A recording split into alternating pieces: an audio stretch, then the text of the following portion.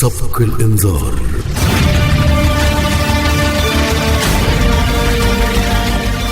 مع سبق الإنذار توجه عزة إسماعيل.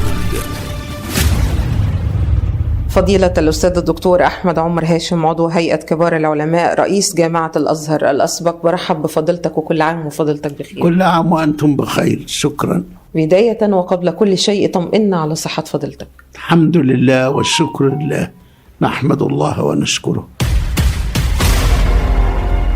انذار من فضيلة الأستاذ الدكتور أحمد عمر هاشم للدعاة الهواه الجدد الذين ربما ظهروا في بعض الشاشات وهم غير دارسين لأصول الدين والدعوة، وأحيانا يسيئون إلى الإسلام بآراء ربما غريبة وشاذة.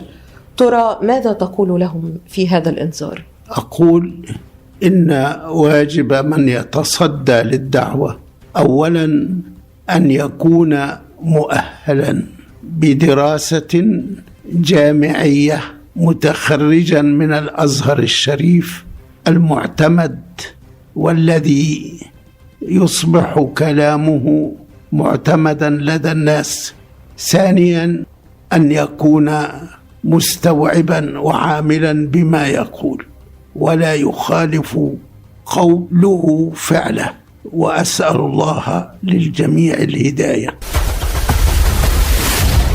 انذار من فضيلة الأستاذ الدكتور أحمد عمر هاشم عن انتشار ظاهرة الملحدين على مستوى العالم. ماذا تقول لهم ومن المسؤول عن انتشار هذه الظاهرة على مستوى العالم؟ ظاهرة الإلحاد ظاهرة شاذة مخالفة للإسلام وللدين وللشرع وللفطرة نفسها، ونقول لمن وقع فريسة هذه الظاهرة أن يثوب إلى رشده وأن يتوب إلى ربه وأن يرجع إلى الله، لأن الله واحد لا شريك له. فضيلة الأستاذ الدكتور أحمد عمر هاشم، لو أطلقت إنذارا على اعتراض البعض على الأحكام الفقهية التي تستند فقط على الأحاديث النبوية الشريفة، ترى ماذا تقول فيه؟ أقول ما دام الحديث صحيحا يجب العمل به، لأن السنة مبينة للقرآن ومفصلة له، ولأنها من عند رسول الله صلى الله عليه وسلم، ورب العزة قال: وما آتاكم الرسول فخذوه وما نهاكم عنه فانتهوا. فإذا كانت السنة صحيحة وجب العمل بها. الله سبحانه وتعالى رغم كونه الخالق المدبر الذي لا يفرض عليه شيء، إلا أنه حرم الظلم على نفسه عز وجل وجعل العدل أساس الحياة. كيف نفهم هذا الإنذار الذي ربما أطلقت فضيلتك منذ أيام قليلة خلال هذا الشهر المبارك في ظل تصريح رئيس الجمهورية سيادة الرئيس عبد الفتاح السيسي حينما قال بأن عملية نقل الفلسطينيين من غزة ظلم لا تحب مصر أن تشارك فيه؟ طبعا عندما قال رب العزة في الحديث القدسي: يا عبادي إني حرمت الظلم على نفسي وجعلته بينكم محرما فلا تظالموا، في هذا تأكيد لتحريم الظلم وبشاعته، لدرجة أن رب العزة نفسه سبحانه وتعالى حرمه على نفسه ليؤكد ويقرر للعباد مدى خطورته.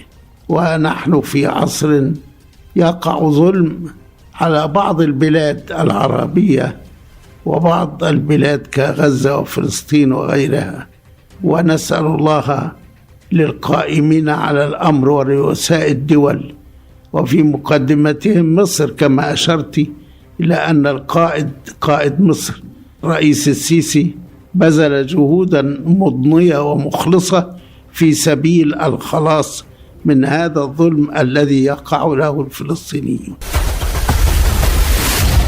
الأستاذ الدكتور أحمد عمر هاشم، في ذكرى فتح مكة خلال هذا الشهر الكريم كان لحضرتك درس يوضع في الحسبان حينما بشرت إخواننا في غزة بقدوم النصر وأن إعزاز الله لهم قادم، وأن دولة الظلم ساعة ودولة الحق إلى قيام الساعة.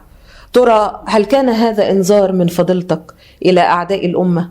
نعم، إنذار إلى أعداء الأمة ألا يستمرئوا العدوان، وألا يظلوا على هذا الظلم، وأن يوقنوا بأن نهاية الظالمين إلى الخسران المبين، وأن واجبهم أن يعطوا كل ذي حق حقه، وأن يحكموا بالعدل، وألا يظلموا أي مواطن، لأن الظلم ظلمات يوم القيامة.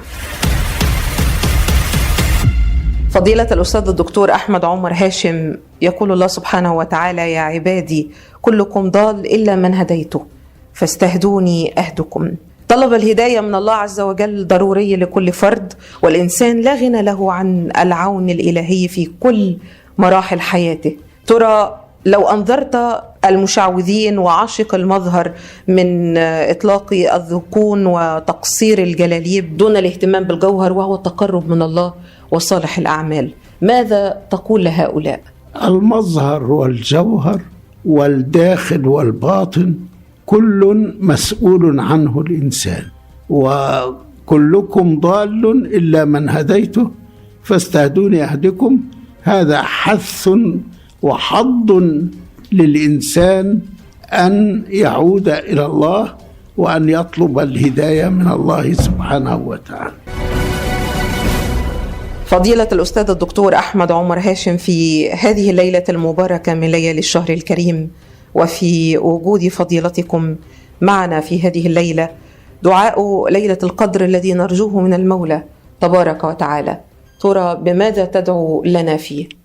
أسأل الله العظيم رب العرش العظيم أن يتقبل منا صلاتنا وصيامنا وقيامنا وركوعنا وسجودنا. اللهم اختم بالصالحات أعمالنا. اللهم إنك عفو كريم تحب العفو فاعف عنا. اللهم إنك عفو كريم تحب العفو فاعف عنا. اللهم لا تدع فينا مذنبا إلا غفرت له، ولا مريضا إلا شفيته، برحمتك يا أرحم الراحمين. ونسألك يا أرحم الراحمين ويا رب المستضعفين أن تنظر إلى إخواننا وأشقائنا في البلاد التي يعانون فيها من اضطهاد أعدائهم، أن تكشف الكرب عنهم وأن تنصرهم على أعدائهم. اللهم اختم بالصالحات أعمالنا. اللهم استر عوراتنا وأمن روعاتنا. اللهم بلغنا مما يرضيك منانا، واشف مرضانا وارحم موتانا. اللهم اجعل هذا الشهر شهرا مباركا وشهر نصر وفتح على الأمة الإسلامية، واجعل مصر في أمانك، واجعل مصر في ضمانك، واجعل هذا البلد آمنا مطمئنا سخاء رخاء وسائر بلاد المسلمين، وفك كرب المكروبين وفرج الهم عن المهمومين، واغفر لأمة محمد أجمعين يا أرحم الراحمين. وصلى الله على سيدنا محمد وعلى آله وصحبه آمين.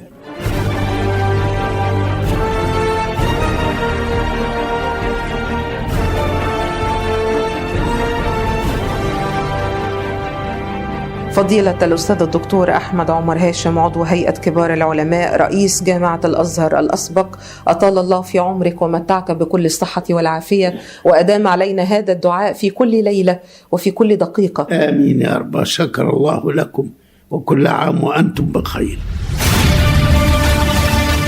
مع سبق الإنذار. مع سبق الإنذار وجهته عزة إسماعيل.